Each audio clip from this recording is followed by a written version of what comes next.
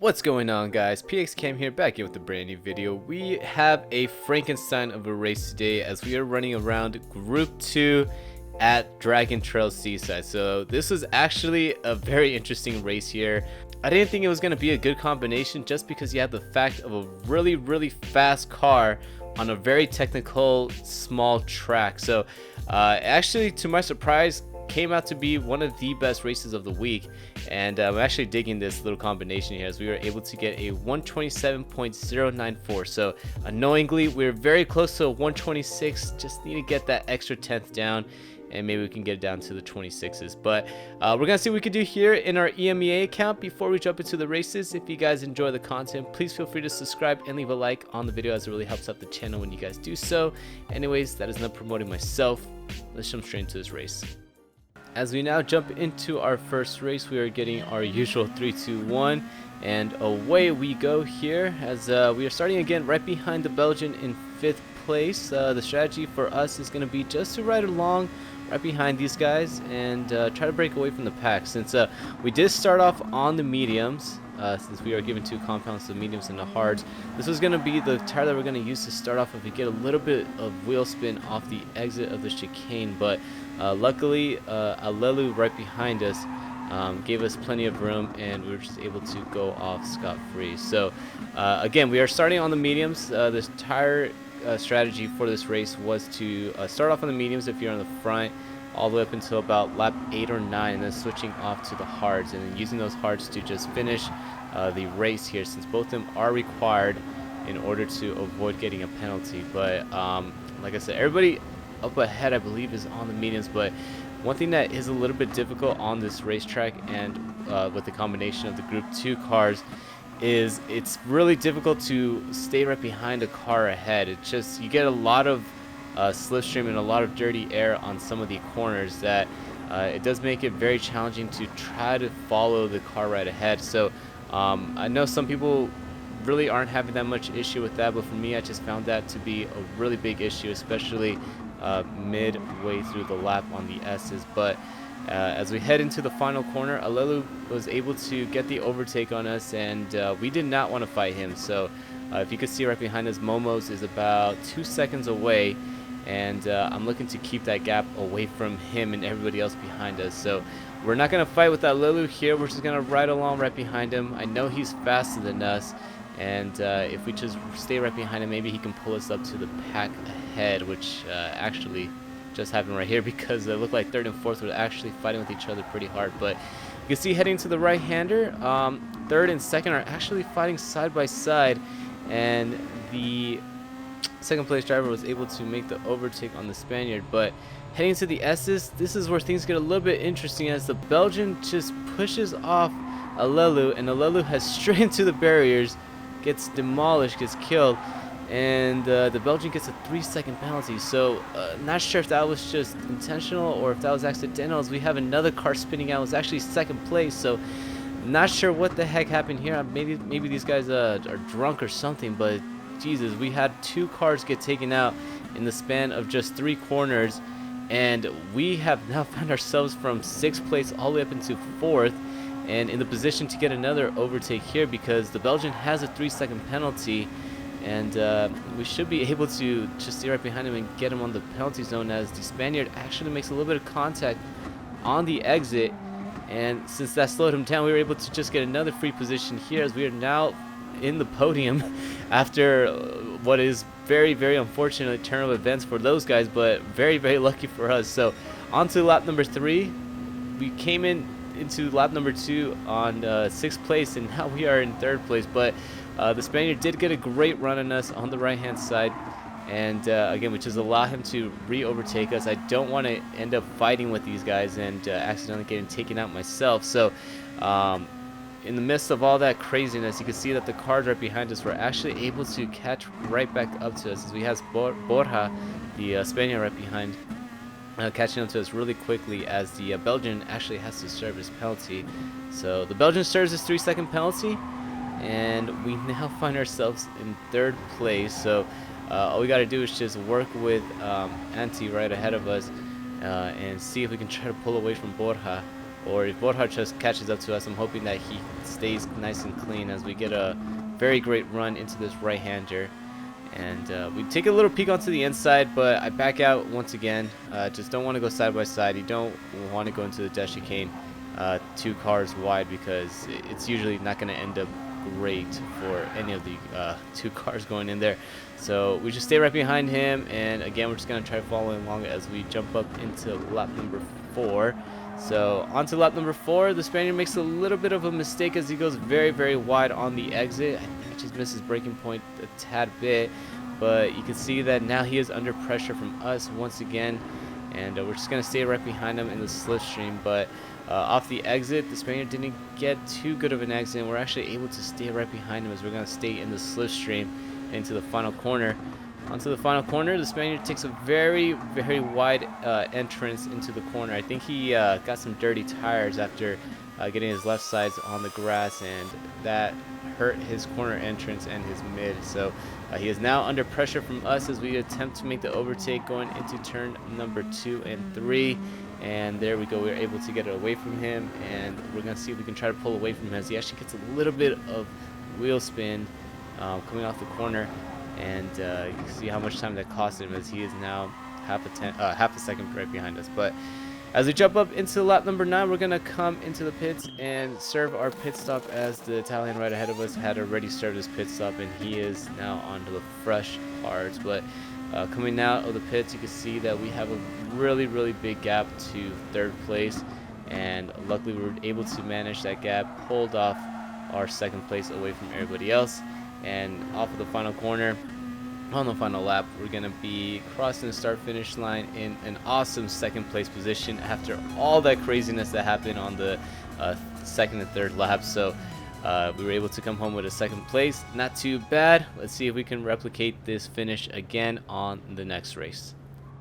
So here we go, boys. We are starting off in 4th place for this one, as we are actually doing a little bit better than what we did on the race prior. But you can see that we are starting right behind the Belgian of Lucky, and if you guys don't remember, Lucky was the guy that actually took out the Swissman on the race prior. So I'm a little bit cautious here going into turn number 2 and 3, as we get a really great run at him, but I just back out a little bit on the entrance so that we could just kind of navigate our way around him safely and avoid making contact with him as we now head into the right-hander. Off of the hairpin, just staying right behind him, we get a better exit, and you can see right here, I take a little peek onto the outside, think about making a move, but he decides to block it. So he actually gets a really bad entrance onto the left-hander. We switch off to the left-hand side. You can see on the mini-map down there is that he actually got a little bit loose, and he actually screwed up a couple of people's races here, because you can see we're on the left-hand side. He gets onto that rumble strip, gets very, very loose, almost makes contact with max power, pushes the Spaniard out, and because of that, the Spaniard actually got a 1-second penalty. So not sure exactly what's going on with the Belgian. I mean, he was able to get a really quick lap time, but just something around on his race pace. He's just making a lot of mistakes and accidentally just bumping people out of the way, pushing people into bad scenarios that they don't want to be pushed into, and unfortunately it's just ruining many people's races. So hopefully he can gather it up here soon as the week progresses, as if he continues doing that, I don't see him staying in the A+ ranked lobbies for much longer. But we're continuing to move on forward here. The Spaniard actually gets an overtake on us on that final corner, and he's able to take the 4th away as we get demoted back into 5th place. But not really worried too much, as the Spaniard does have to serve a 1-second penalty after making contact with the Belgian, and we're just going to follow along right behind him as he decides to defend the inside going into turn number 2 and 3. But again, wasn't really trying to fight him, so he really didn't have to do that. I'm assuming that he just probably figured that because of everyone that was dive bombing in the race prior, that maybe he just needed to defend the inside. But heading into the penalty zone, he serves his penalty, and we're able to regain that 4th place position away from him as we now set our sights on max power. So a little bit more forward into the race. just save you guys the trouble of not seeing us trying to catch up to Max, but on lap number 6 now, we are right behind Max Power as we were able to bring the gap down from about 1.5–2 seconds to about a 0.3 of a second gap away from him as we now go into lap number 7. So he actually defends the inside here going into turn number 2, and we take a little peek on the outside, make a little bit of contact with his right rear, and that was a little bit of my fault because I kind of misjudged the timing for that. It seems like I've been doing that a lot recently, but I was trying to follow him right behind him into the chicane and just accidentally made contact with his right rear bumper. But luckily we both got out of it pretty cleanly and unscathed, so not really too much time that was lost there. But heading into the S's right here, you can see that we're just getting a lot of understeer because the tires are now really starting to wear out, and the dirty air is definitely not helping us out on these quick left and right hand corners. But jumping up a little more forward into the final corner on this lap, you can see that again we're just making up the time, and so where he gets a little bit cheeky here. So I thought Max Power was going to come into the pits. He decided to actually make a last minute ditch effort to try to fake us out, and I'm not gonna lie, it almost worked on us as I was very content in coming into the pits with him. And the fact that he made a last minute call like, nope, I'm gonna go out back into the racetrack, that really screwed me up. And like I said, very cheeky from Max Power. But I told myself this lap, whether he comes in or not, we're gonna come into the pits and switch off from the mediums to the hards. So luckily he did come into the pits this time, and we're gonna have a slipstream partner on the exit as we now go into lap number 9.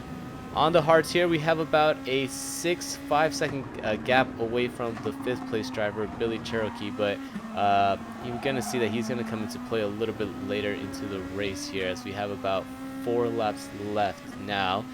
Onto the right-hander here, we're heading back into the hairpin, and you can see that there's actually some yellow flags. The 2nd place actually spins out, makes a mistake, and loses the podium away because of that costly spin. And so yeah, right along with him here on the replay, you can see that already he's getting out of shape coming out of turn number 3, and I'm just not sure if those dirty tires just made him lose more traction going to this right-hander, but for some reason he just missed his braking point, got onto that dirt, tried to speed back up onto the throttle, and that was the result. So he ends up spinning out, does a whole 360, and now he loses about it looks like 3-4 positions here as we are now stuck in the podium right behind Max Power. So we're in a really good spot right here once again as we are just trying to keep up with Max Power, but again, just the understeer that we are getting from the dirty air is just not allowing us to stay with him. And it seemed like his car decided to come to life here as he's just decided that he's gonna hit the NOS button and increase his time away from us, as he is now spreading the gap to about 1.3 seconds. So we're now focusing on Billy Cherokee right behind us, as he was actually able to make up a 3-second deficit, and he is catching up big time. So I'm assuming that he's on the mediums, which is not good for us, because since the fact that we are on the hards, he's going to have a lot faster lap times, and you can see every single corner he's just getting closer and closer. So I'm just trying to avoid making any type of mistakes, as we actually make a little mistake there off the exit. And you can see how costly that was, as Billy Cherokee just easily makes the overtake on the left-hand side. And we just follow right back in line with him as we attempt to do the cutback, but just mistimed it, made contact with his rear. And luckily we didn't get a penalty for that, as that could have easily been a 1-second penalty.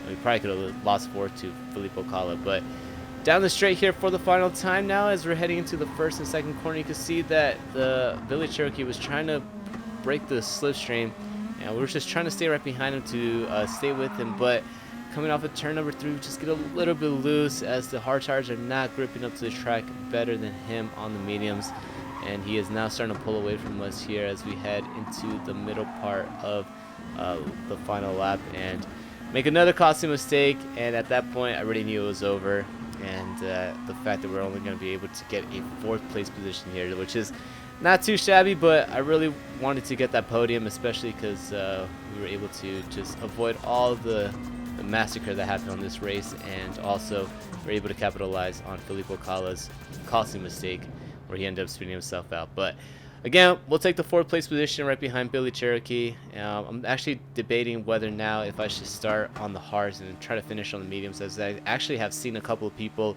use that strategy to its full benefit and have actually come up with a better race than I have. So maybe I might try that out throughout the week as I put in a little bit more races under my belt. But again, 4th place and 2nd place for this video, not too bad. So our next goal is going to be to try to get a win against all these guys, and judging on our performance and our lap times, I think it is going to be something that might be achievable as the week progresses. But let me know how you guys are doing around here. Leave it in the comments down below. For me, I know I'm really loving this race. I think this is a great combination of fast cars on a really tricky track, but who knows, maybe for you guys are not liking it, and this is probably like the worst thing that's happened to you guys since the penalty fix, quote unquote fix, for GT Sport. But again, since you guys made it to the end of the video, I hope you guys enjoyed the video. If you guys did, please leave a like and subscribe to the channel. It really helps out the channel when you guys do so. And if you guys want to follow me on the Twitters or on Instagram, or if you want to follow us on Discord, all of those links are in the description down below. And again, since you made it all the way to the end, I really hope you enjoyed this video, and if you did, I hope to see you guys on the next one. Peace out.